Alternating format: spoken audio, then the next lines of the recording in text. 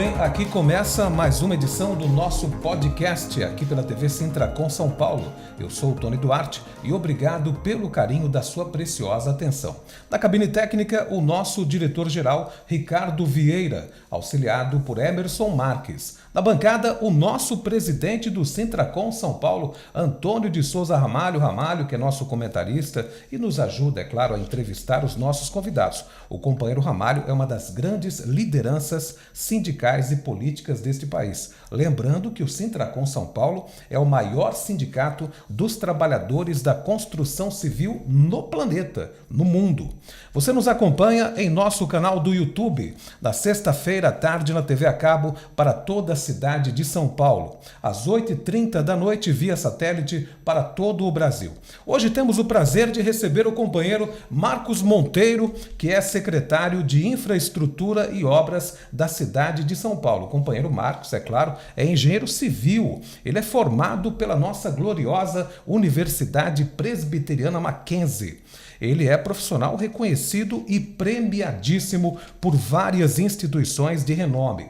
Entre outras atividades, o Marcos Monteiro, ele ministra aulas no curso de pós-graduação em estruturas de concreto armado da Universidade do Mackenzie. E, é claro, secretário de Infraestrutura e Obras da cidade de São Paulo. Companheiro Marcos Monteiro, seja muito bem-vindo.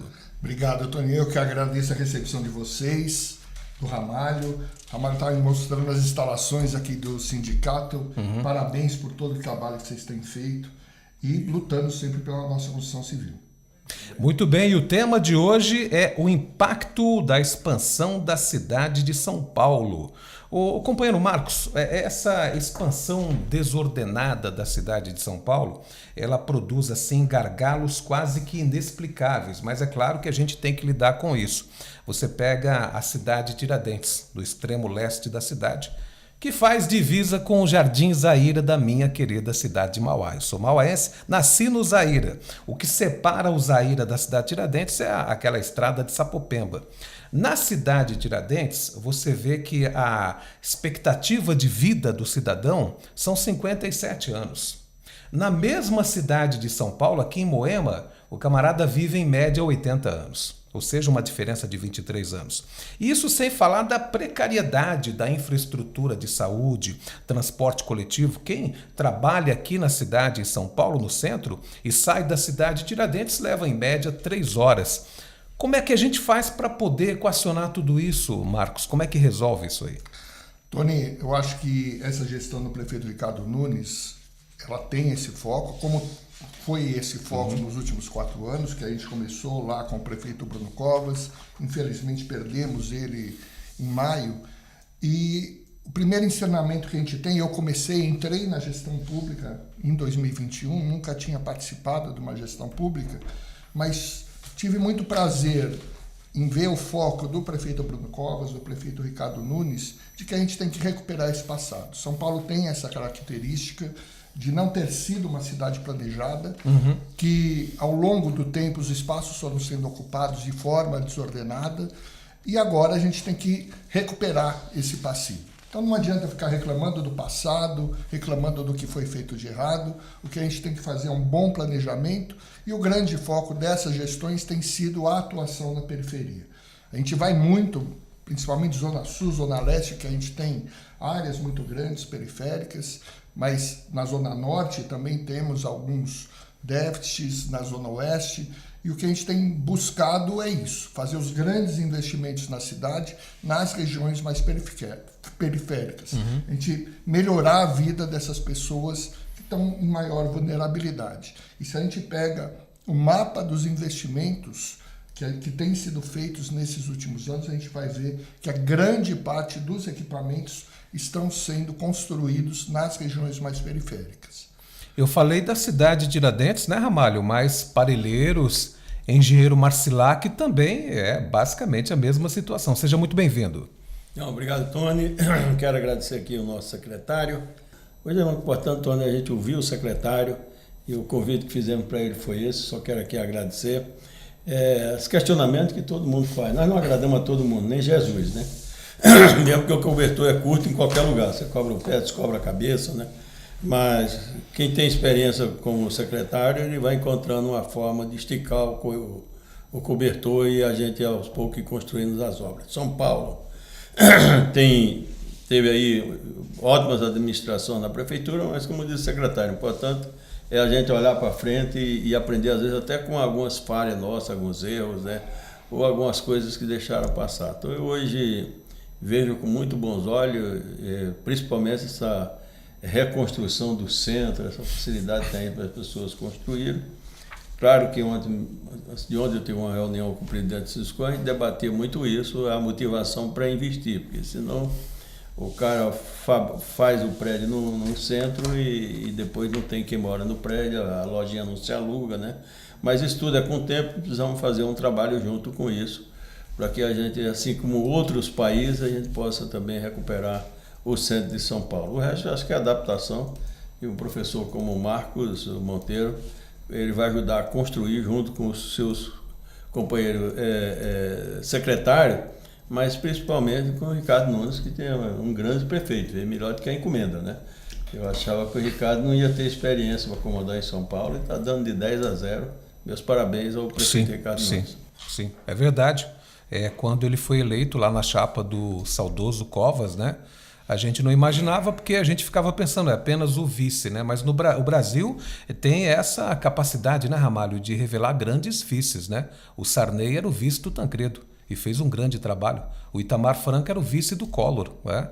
E revolucionou também a administração em termos de Brasil, criou lá o Plano Real. Mas o Ramalho fala da questão do retrofit, né? Que é, na verdade, o Requalifica Centro, né? Esse retrofit, eu vi uma iniciativa ali na região da Santa Casa de Misericórdia, onde os caras instalaram lá uma livraria, um restaurante, e de fato aquela região foi revitalizada.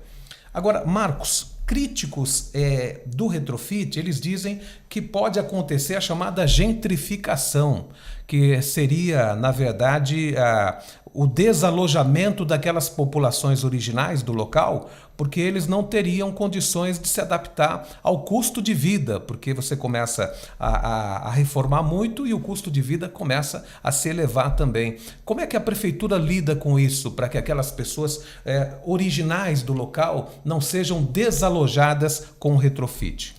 Veja, Tony, eu acho que uma coisa legal que tem acontecido nessa gestão, né, ali desde 2021, é que nenhum projeto ele é feito apenas uma medida pontual só para dar uma resposta. Uhum. É pensado de uma forma mais global, de uma forma mais intersecretarial. Então a gente está falando, por exemplo, do programa Requalifica Centro.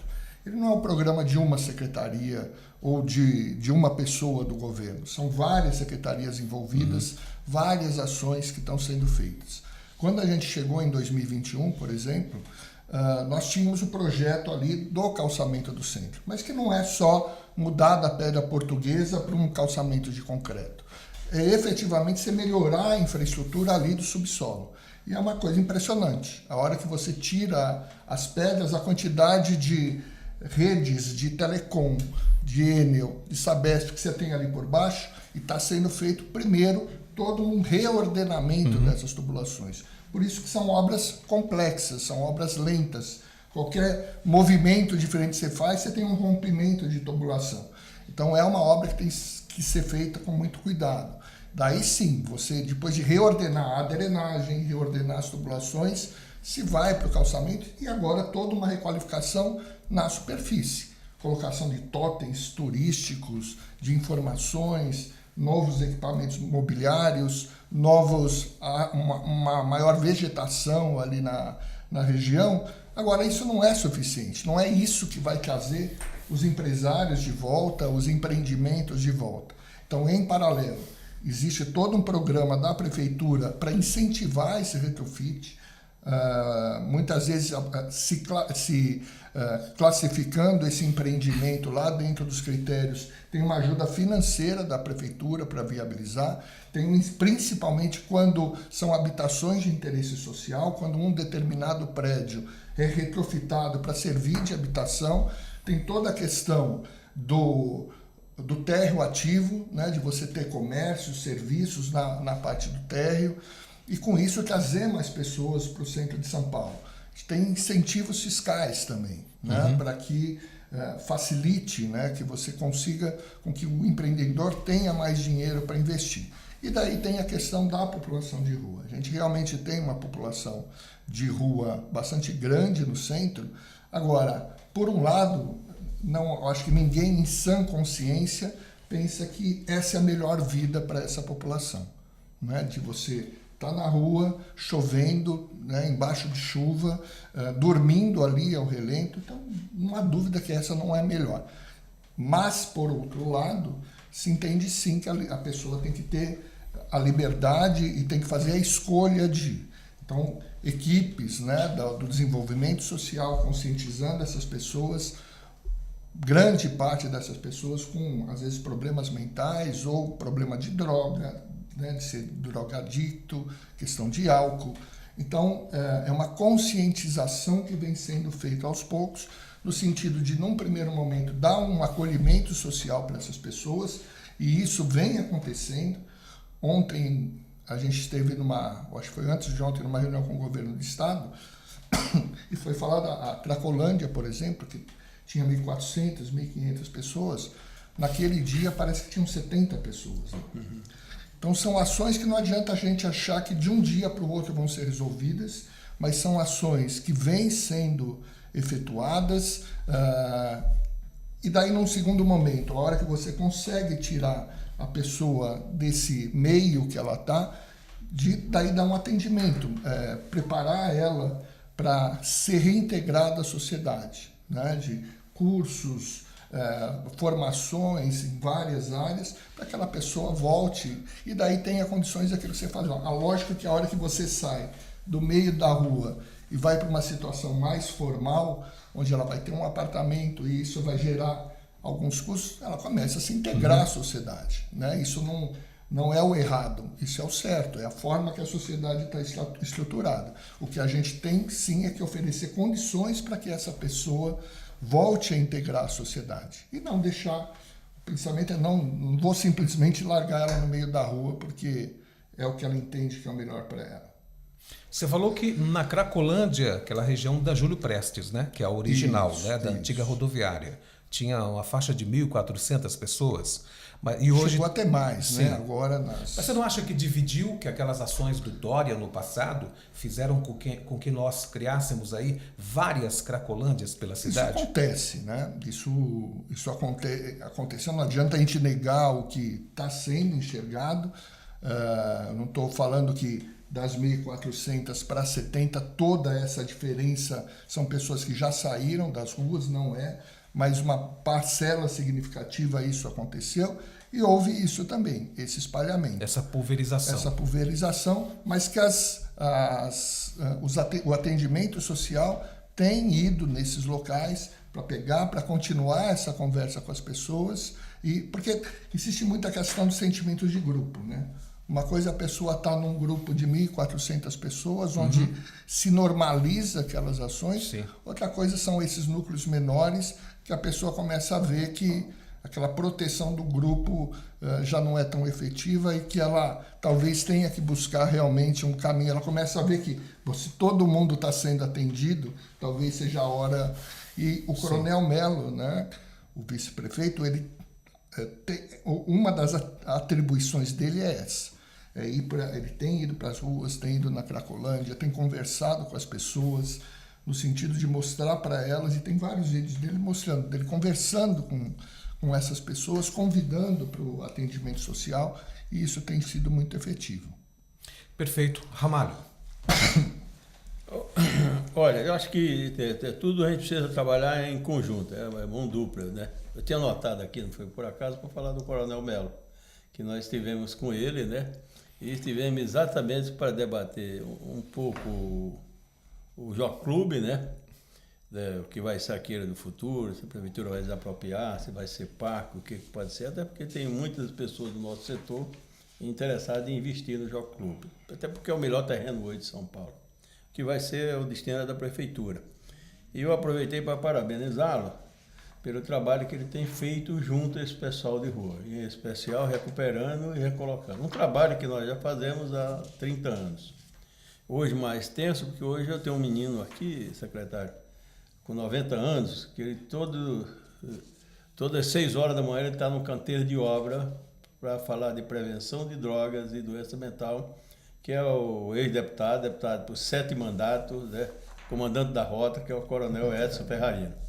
Ele tem feito isso com a Adriana Ramalho, e isso tem sido muito importante, porque muitos de trabalhadores que a gente encontra hoje na obra foram trabalhadores que lá no passado encontrou com a gente por acaso e não foi pedido nem nada. Disse, olha, eu quero sair disso aí. Como é que faz? Você me ajuda, né? Nós tivemos um exemplo aí uns 2 anos atrás, numa obra, um pintor chegou para mim, olha, senhor Ramalho, muito obrigado por você ter me ajudado. E eu, caramba, onde é que eu ajudei? Até porque a gente não lembra de tudo e eu pior ainda que sou péssimo de fisionomia, né? Ele falou, o senhor estava no Bar Brahma e eu cheguei lá um dia e falei para o senhor que eu queria trabalhar e sair das drogas, e eu já estava 15 anos nas drogas, na Cracolândia. O senhor pediu para falar com a sua secretária, e ela me arrumou para eu se internar numa clínica em Cotia, e eu não só recuperei, como até me casei com a funcionária da clínica, contra a família dela toda, que é um drogado, né? E hoje estou trabalhando de pintor. Mas eu queria ver se o senhor conseguia me ajudar a colocar uma prótese dentária, porque eu perdi todos os dentes no período da Cracolândia e hoje o salário que eu ganho tem dificuldade, porque isso é muito caro, né? E eu falei, olha, primeiro parabéns, porque você viu a pessoa recuperada, você nem sabe o que ajudou. A maioria das coisas, a coitada da Fran que cuida, às vezes eu nem fico sabendo, né? Só fico sabendo quando dá errado, aí Daí alguém tem que botar as coisas mas quando dá certo, eu também não procuro muito saber quando dá certo. Dá certo é a obrigação nossa, dá errado é de corrigir, né? E eu falei, pode deixar que nós vamos ajudar. E eu liguei para o Emílio Afonso, tem uma clínica ali na Juscelino Kubitschek, aliás, de luxo, né? O Emílio, que preço você podia fazer para mim, para fazer uma prótese assim assada, e eu vou passar um chapéu aí com os empresários para dar essa prótese. É um setor da construção e eu acho que eu nunca tive dificuldade de arrumar isso. Ele falou, mas você não precisa dos empresários, porque manda o rapaz para aqui que eu vou doar a prótese para eles. E deu uma prótese que custa aí, sei lá, uma grana grande, custava 75 mil reais, tirar os dentes e fazer tudo. Ele hoje está feliz da vida e conta isso para todo mundo no canteiro de obra, né? Isso é importante, porque também, assim como nós temos a falta de mão de obra em todas as áreas, e principalmente de engenheiro, né? Eu tenho um engenheiro, né? E ele às vezes fica até revoltado. Agora não, ele já está ganhando 5 mil, né? Mas 3 anos atrás, quando eles formou, ganhava 3.500. E o nosso carpinteiro de tarefa, 20 mil. Eu falei, vai ser carpinteiro, pô, né? É melhor você ser engenheiro, já que não ganha, né? Essa situação toda. Mas a gente está também combatendo essa coisa da droga e a droga barata. Não é cocaína que o cara usa na obra, sim, né? Sim. É uma droga aí que nem sei o nome disso aí, porque é mais potencializado o efeito. Mais potencializado o efeito, e isso tem levado a muitas coisas. E o que a gente tem detectado? Eu faço uma palestra dessas só uma vez por semana, nas quinta-feiras. Ontem eu fiz numa grande consultora, mais ou menos 300 trabalhadores. E o que eu disse para eles? Vocês não precisam levantar a mão agora, nem se identificar. Eu tenho um telefone, todo mundo tem, você manda uma mensagem. Se você tiver interesse, se tiver alguém também que tem isso aí, nós vamos conversar com a construtora e vamos te internar na clínica e você vai continuar empregado da construtora, né? E me ligaram 2, né? E já passei para o Atevaldo, que já está cuidando lá com a construtora, porque é uma construtora de nome, mais de 80 anos no mercado, né? E que também nos ajudou a construir esse centro lá de recuperação, que é o CT Salvando Vida, né? E com certeza ele vai para lá recebendo o salário dele para se tratar e depois ele volta para a construtora, porque eu acho que é uma ajuda que pode dar. Eu aprendi muito isso, secretário, entre outras pessoas, mas uma pessoa que eu tenho uma grande admiração, que eu conheço há 50 anos, é o Eliron da Silera. Uma vez estava na Abrainc, numa reunião, fui a Viviane Sena pedir uma ajuda lá, porque parece que o McDonald's, uma vez por ano, doa o McDonald's para todo mundo, né? E antes do França passar a palavra para o pessoal, ele pegou o microfone. Quanto custa isso? 5 milhões. Não, tem 5 milhões, eu garanto. O pessoal vai ajudar o Instituto de outra forma. Eu estava sentado olhando para ele, não falei nada, né? Mas quando fui cumprimentar, dei os parabéns. Falei, ali, parabéns, eu te conheço há 50 anos, né? Você nem tinha costura, era corretora, né? Eu falei, talvez o problema da gente ser velho é isso, né? Você tem duas vantagens, Tony, uma vantagem e uma desvantagem de velho, né? Uma que com 76 anos você é mais experiente. A outra, às vezes, é a tristeza de você encontrar com alguém que tem a tua idade, né? Ou com a família. Sim. Aí, como é que está o meu amigo? Não, ele morreu, né? Não é? Então, é esse tipo de coisa. Eu fui depois no escritório dele e ele falou, eu pedi para falar com você, porque eu vi que você ficou me olhando e até querendo fazer algum questionamento. Eu falei, não, eu queria mesmo te parabenizar. Ele falou, você conhece o Instituto Ayrton Senna? Eu falei, não. Conheço de imprensa, né? Sim. O Instituto, no mundo, no planeta, já formou 36 mil jovens. E 70% hoje são médico, dentista, advogado, empresário. E então, Ramalho, eu quero dizer o seguinte, a gente vem para esse planeta e nós não somos donos de nada. Nós somos administradores do que Deus nos deu.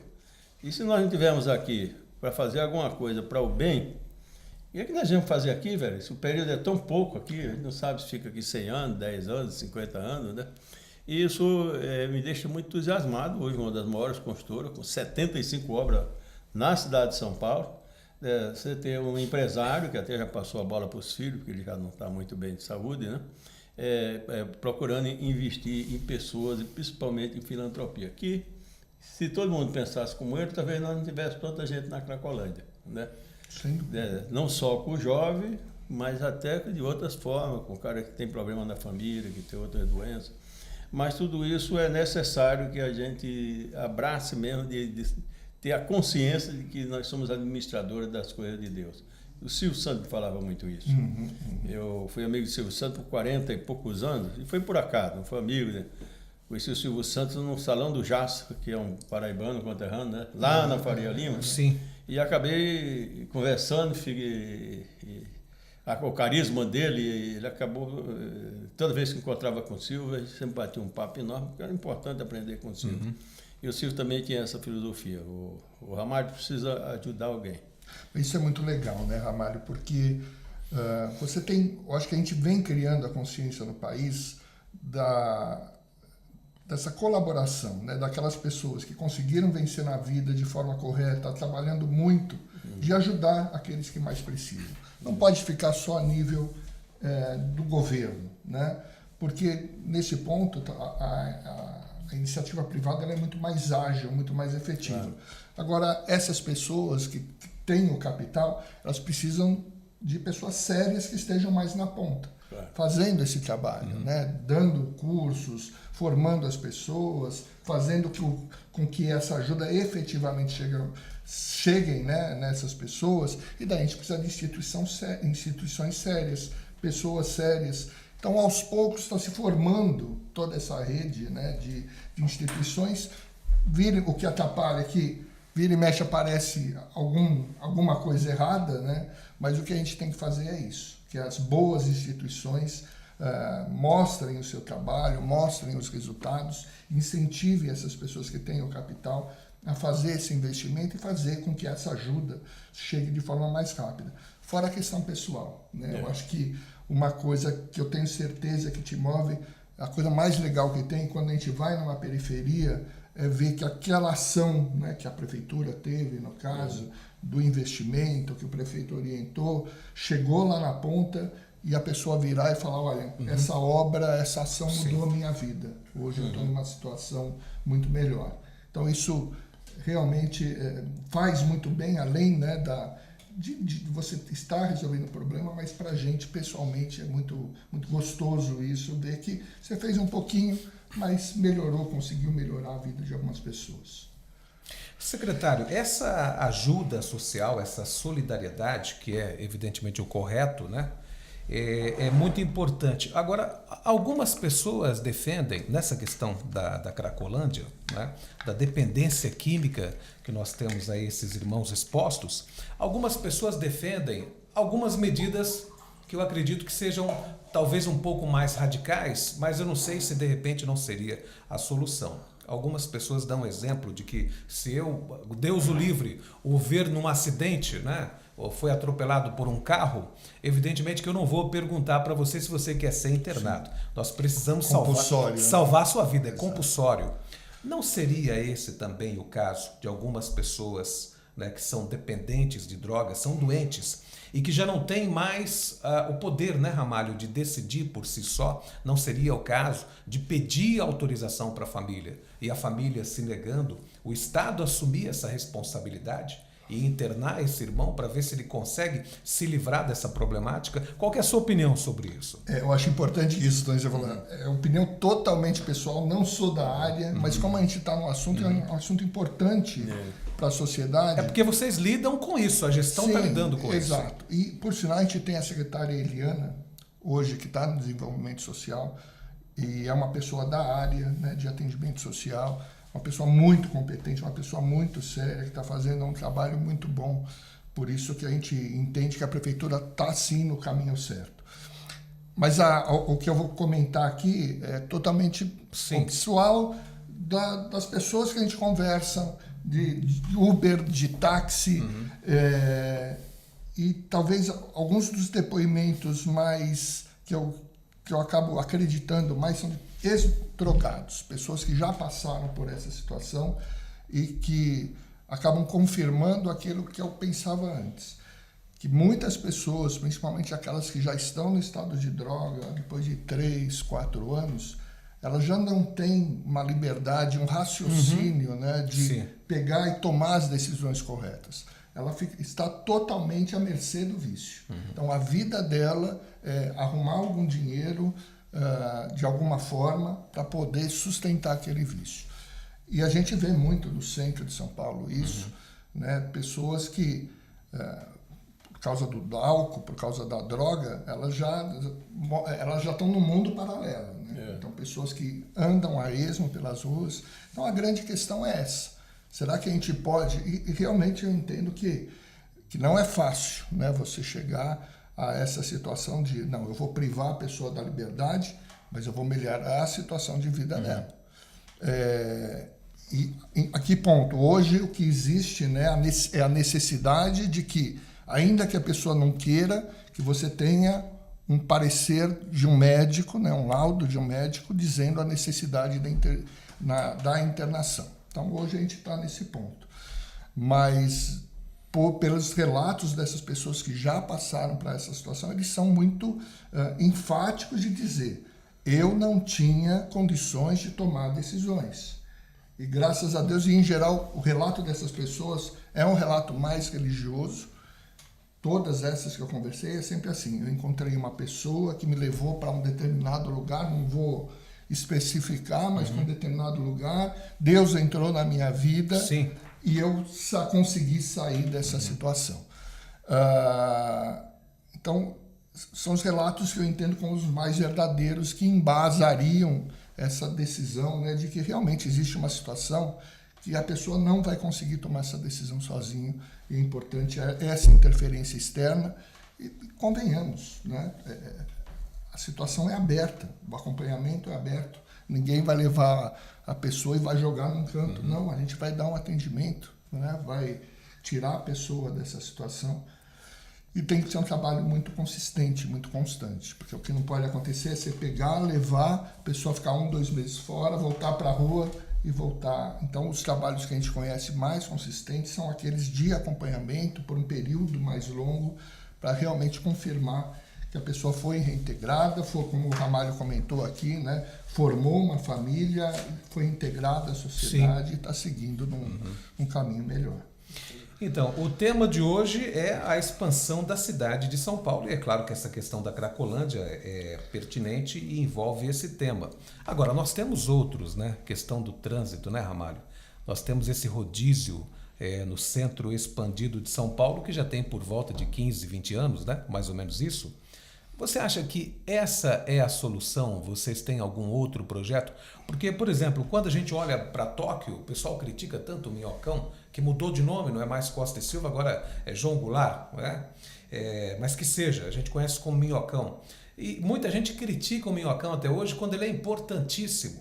E se você olha para Tóquio, quando você vê lá aquelas vias expressas em Tóquio, que é muito maior do que o Minhocão, são 300 e tantos quilômetros, aquilo de uma certa maneira solucionou ali a questão da problemática do trânsito em Tóquio. Qual que é a solução definitiva para isso? Vamos lá, Tony. Daí vai um pouco na direção de que São Paulo não teve esse planejamento. Daí a gente tem uma situação hoje já configurada. Você pensar hoje em grandes pistas expressas significaria você promover na cidade um impacto enorme, tanto para as pessoas que moram nesses locais, né, de eventualmente você ter que tirar esses imóveis, esses locais, para abrir essas grandes avenidas, e então você geraria um impacto social muito, muito grande, fora que não são obras que são feitas em curto prazo. Além disso, a hora que se urbanizou a cidade, o nível de interferência que a gente tem, como eu falei, tubulação das mais variadas concessionárias, realmente são obras complexas. Outra coisa, eu acho que a gente tem que pensar um pouco, é que a gente tem que melhorar o nosso transporte coletivo, e isso vem sendo feito, e criar essa cultura. Se a gente vai para cidades europeias, mesmo nos Estados Unidos, a cultura de se andar de transporte coletivo é muito maior do que a gente tem aqui. Então, isso é uma coisa que já ajudaria muito na melhoria do trânsito. A gente tem o avanço da tecnologia, né? Hoje com carros autônomos. Quem conhece o pessoal mais jovem, nosso sonho, né, Ramalho, quando a gente fazia 18 anos, era conseguir ter um carro, né? E nada a ver, né, com a questão, era um sinal de status que você estava conseguindo, né? Agora eu sou maior de idade. E você pega hoje os jovens, eles já não têm tanto essa aspiração, né? Eu tenho 2 filhos, os 2 não têm carta, um tem 26, a menina tem 20 anos, 21, e não quiseram tirar a carta, não sentiram essa necessidade, porque foram criados outros meios hoje, né? Então hoje você tem o Uber, que não é que nem o táxi, né? Que é um transporte um pouco mais caro. O Uber você consegue viabilizar. Então vem surgindo outras alternativas, como eu falei, já o carro autônomo, que você vai poder pedir um carro que vai chegar até você e te levar onde você quer, sem efetivamente tem que dirigir. Esse carro vai ser utilizado por diversas pessoas. Então acho que o mundo vem mudando, e você fazer grandes investimentos em transporte talvez não justifique.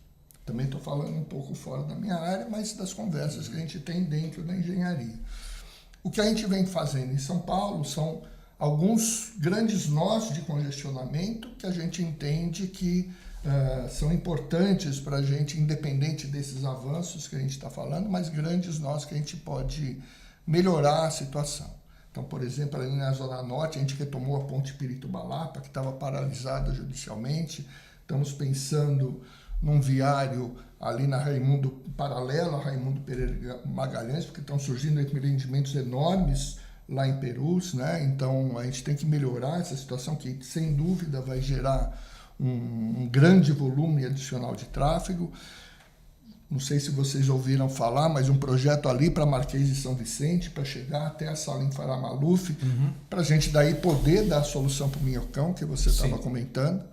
O Minhocão é um caso de amor e ódio das pessoas, porque houve uma pesquisa antes, lá de 2021, de qual que seria a solução para o Minhocão. E foi meio dividido em 3 partes. 1/3 não faz nada, 1/3 demole, 1/3 transforma em parque. Então não é uma situação fácil. Já foi pensado o túnel, mas a questão de interferências, uma obra de um prazo muito longo, de um custo muito grande. Então a alternativa que eu achei muito interessante, que é a que o prefeito está incentivando, a SP Urbanismo está trabalhando nela, e a gente vai se envolver na questão de obras, é a ampliação ali da Marquês de São Vicente, e depois passando pelo Pari, pelo Belém, chegando na Salim Farah Maluf. Esse é o desafio que está posto. Esse projeto vai caminhar, vai virar obra, e a hora que estiver implantado a gente vai ver a efetividade dessa obra e se com ela a gente consegue dar uma alternativa ao Minhocão, seja virando parque, seja você demolindo o Minhocão. Mas sem dúvida, simplesmente demolir sem pensar antes quais as alternativas, a gente vai tem um problema muito grande no fluxo da cidade. Na sua opinião, naquela época que ele foi feito, se houvessem outros minhocões, se tivéssemos um conjunto de vias expressas, naquela época teria sido parte da solução? Daí é o planejamento, né, que foi feito. E daí aquilo que a gente fala, né? Às vezes a gente pensa muito localmente, numa solução única e não de uma maneira mais global. Teria que ter sido feito. Daí o prefeito gosta de citar, o prefeito Ricardo Nunes gosta de citar o Prestes Maia. O prefeito Prestes Maia, Sim. na época, fez um grande plano para a cidade de São Paulo, uma coisa integrada, pensando os vários pontos ali da cidade. É o que o prefeito, um modelo que o prefeito enxerga como importante da cidade. Essa visão que envolva diversas secretarias, um planejamento de maior porte. E a sorte do Prestes Maia é que depois dele veio o Faria Lima, né? Que era um grande executor. Né? Ramalho. Não, eu acho que é importantíssimo a gente ouvir o secretário com essa experiência toda. Eu só vou sair fora um pouco aqui do tema para a gente voltar lá na conscientização, não só das pessoas dependentes, mas na coisa da qualificação, que é uma coisa que nos interessa muito. Nós fizemos um podcast que você acompanhou, você fez e entrevistamos com o Ricardo Terra, que é do Senai. Perfeito, do Senai. Né? O diretor do Senai. E eu sou aluno do Senai, sou mestre de obra formado pelo Senai. E ele deu um número que me surpreendeu, onde eles trabalham, que diz que somente 8% dos formandos vão trabalhar com carteira assinada. 92% vão para a informalidade, para o puxadinho, e totalmente informal. E, ao contrário deles, os nossos aqui é o inverso, quer dizer, só 8% vai para a informalidade. 92% eles vão trabalhar, porque quando nós damos o curso, ou ele já está empregado, né, às vezes como servente, ele quer ser meio oficial, ou outros vêm para fazer um curso para trabalhar na construção civil e a gente emprega porque temos essa parceria com os empresários. Eu acho que nós precisamos motivar muito essa coisa da conscientização de que vale a pena ter um trabalho formal. Quando falo trabalho formal, não precisa ter carteira assinada. Que ele possa ter um MEI, que ele possa ter uma pequena empresa, possa construir a empresa dele, e nós preparamos as pessoas para isso. E assim vai na mesma proporção também dos dependentes. Eu não sou especialista, mas eu acompanho essa coisa de dependência há quase 40 anos, que eu sou da Federação Espírita do Estado de São Paulo e a gente acompanha muito isso lá. E eu sempre defendi muito lá, e às vezes até ao contrário também dos que alguns religiosos pensam, né, e eu respeito, que é aquela coisa de você dar o peixe para a pessoa. Eu acho que nós precisamos fazer uma grande conscientização, vou te parar, vou te acomodar, mas você precisa se qualificar e se reintegrar à sociedade. Lá nós temos feito bastante isso, aos poucos, na Federação Espírita, né? E acho que talvez precisava voltar a isso. Não adianta nada eu ser padre, não vou falar nome aqui, porque todos são meus amigos, mas a importância da gente estar trabalhando a conscientização de que fala, você tem um período aqui para isso. Tanto é que na convenção coletiva, eu discuti ainda essa semana com o presidente Suscon, devemos assinar, né? Nós vamos fazer vários cursos em parceria, porque enquanto só eu faço.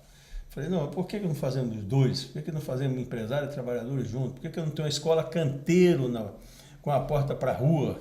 Que eu possa formar gente da obra, mas também da rua, e motivando que ele vai trabalhar, não nessa empresa ou noutra. Por que eu tenho que ficar com a filosofia que eu formei o cara e ele foi trabalhar com outra? Eu falei, isso não importa. O Hugo da Meta de Engenharia nunca se envolveu com isso. Ele falou, não, mas pelo menos nós sentimos realizado que formamos alguém, né? Que nós demos condições para alguém, que amanhã ou depois ele poderá trabalhar também na nossa empresa, né? Ela comentaram um pouco sobre isso. O resto eu quero concordar 100% com o secretário e acho que, aqui sem querer fazer grandes elogios, eu acho que o prefeito Ricardo Nunes está fazendo um ótimo trabalho, e não porque é Ricardo Nunes, mas porque ele soube montar uma equipe. Ninguém faz nada sozinho. Eu aqui, secretário, tenho sucesso aqui, né? Até porque eu não faço nada, né? Sou um cara chato, fica no pé de todo mundo 24 horas só cobrando. Aqui cada nego toma conta de uma coisa e eu sou o chato que eu cobro 24 horas. É o trabalho do técnico, né? Mas a tua função é isso, é inspirar as pessoas no seu trabalho. Ontem a gente teve um lançamento de um grande evento lá do The Town e a gente vê justamente isso, né? Que as pessoas que trabalham em torno desse evento, eles são inspirados pela visão do criador, né? Da pessoa que criou ali o evento, e daí se motivam a trabalhar. A tua função é essa, né? É mostrar a importância do trabalho aqui do sindicato, do Sintracom, para as pessoas, para os trabalhadores. Vocês estavam me mostrando que vocês têm uma busca ativa das famílias para explicar os benefícios do sindicato, e você vê que as pessoas sentem que estão fazendo um trabalho importante. Perfeito. Né, de conscientização, né, para os trabalhadores da construção civil. Parabéns pelo trabalho de vocês, Ramalho. Obrigado, secretário. Marcos, nós não temos muito mais tempo, eu queria que você fizesse o encerramento, mas eu não poderia deixar de falar da questão da urbanização desordenada, que evidentemente provoca impactos no meio ambiente. Aqui em São Paulo nós temos um problema assim emblemático já de décadas, que é aquela questão lá do Jardim Pantanal, né, Ramalho? Que ali é extremo da Zona Leste, né? E o Jardim Pantanal, ali é um problema de calha do rio, toda vez que chove, a enchente parece que fica institucionalizada ali, não baixa mais aquela água. O que você tem para falar sobre isso? Qual que é a solução em definitivo ou algum tipo de paliativo? E aí você fala e faz também a sua fala final. Tá ótimo. Tony, a gente teve uma reunião na quarta-feira, lá com o governador Tarcísio de Freitas, com o prefeito Ricardo Nunes. Existe, né, esse projeto de se acabar com os alagamentos na área. São projetos grandes, projetos de mais longo prazo, que a gente vem estudando com a SP Águas, que é o antigo DAE, e que devemos agora, a Sabesp também foi inserida nesse grupo, para a gente buscar essa solução de médio e longo prazo. Mas o prefeito entende, com razão, a importância da gente melhorar a situação das famílias que estão em situações mais críticas, que têm suas casas alagadas nas grandes chuvas. Então, houve um entendimento com o governador Tarcísio da importância de fazer uma realocação dessas famílias para outros locais, para melhorar a qualidade de vida delas. Então, é um plano que foi elaborado em 3 fases. Todas essas famílias que vão ser realocadas, vai se dar um atendimento social para essas famílias. São 3 formas de atendimento, ou indenização para os imóveis que elas têm. É todo mundo ou é apenas uma parte? Eu vou comentar isso, mas tem a forma da indenização, ou o aluguel social vinculado a um empreendimento que deve sair em 2 anos, 3 anos, ou, eventualmente, algumas unidades que já existem, essas pessoas já vão ser atendidas imediatamente no chave a chave. Numa primeira fase, é uma faixa de 1.000 domicílios, e a característica ali do Pantanal é que tem muito domicílio que é multifamiliar, não é apenas uma família que mora ali. Sim. Então, o que a gente tem de número são 1.000 domicílios, mas a expectativa é que cheguem 2.400 famílias. Então, essa primeira fase começa agora já em julho, né, daí, como eu falei, aquela visão intersecretarial, a SEAB fazendo ali o mapeamento da área, cadastrando essas pessoas, e a gente vai criar, ali em obras, uma delimitação para que esse terreno não volte a ser ocupado. Inclusive, está sendo criado um posto da Guarda Civil Ambiental, um posto não, na verdade, uma regional ali da Guarda Civil Ambiental, criando uma pista de serviço para facilitar o trânsito de viaturas, para que não seja reocupado, porque senão você começa a enxugar gelo. Então, uma primeira fase, que daí vai até o meio do ano que vem, uma segunda fase de mais 1.000 famílias e, por fim, uma terceira fase com 2.334 famílias. Então, pelo menos a gente consegue, né, até a gente ter essas obras de mais longo prazo, melhorar a vida dessas pessoas que estão em situação mais crítica. Mas eu gostaria de agradecer ao Ramalho, presidente do nosso sindicato, parabéns por todo esse trabalho, não só aqui no sindicato, mas todo o trabalho político que você tem feito para a construção civil, mas para a população em geral. O Ramalho é um ícone, né? Em todo lugar que você vai, você comenta do Ramalho. Sim. E as pessoas conhecem o trabalho dele. Uma referência. É uma referência. Criou essa confiança, essa credibilidade para fazer esse atendimento, e por isso, quando você comentou alguns casos de que os empresários se ofereceram, né, para pegar, para custear, mas credibilidade que você conquistou ao longo da sua vida. Parabéns. Obrigado ao Sintracom, obrigado, Tony, por esse espaço que vocês nos deram para falar um pouquinho dessas ações. Quais os seus contatos? Bom, a minha rede social é Marcomon BR, de Brasil. B de Brasil, R. Então, no Instagram, no Facebook e no LinkedIn, a gente coloca um pouquinho das ações que a gente faz diretamente. Na secretaria, a gente recebe muita gente, a gente faz questão, está em contato com as pessoas, receber a demanda das pessoas, ir para as áreas para conhecer de perto os problemas das pessoas, e tem sido um prazer muito grande trabalhar pela cidade. Obrigado, Marcos Monteiro, secretário de Infraestrutura e Obras da nossa querida cidade de São Paulo. Parabéns. Ramalho, você quer fazer algum comentário final? Não, agradecer o secretário, parabéns aí pelo trabalho. Quem vai para a vida pública, assim diz o nosso vice-presidente Geraldo Alckmin, porque é para servir, né? Para ficar rico a gente vai fazer outra coisa na vida, né? Ser empresário, mas quando você resolve ir para a vida pública, a gente sabe que a gente vai ali para ajudar as pessoas, para servir as pessoas. A exemplo do Elir 11, não significa que os grandes empresários também não possam servir as pessoas. E eu acho que para nós aqui é uma grande honra receber o secretário. A gente fazia tempo que já trouxemos outros para debater aqui.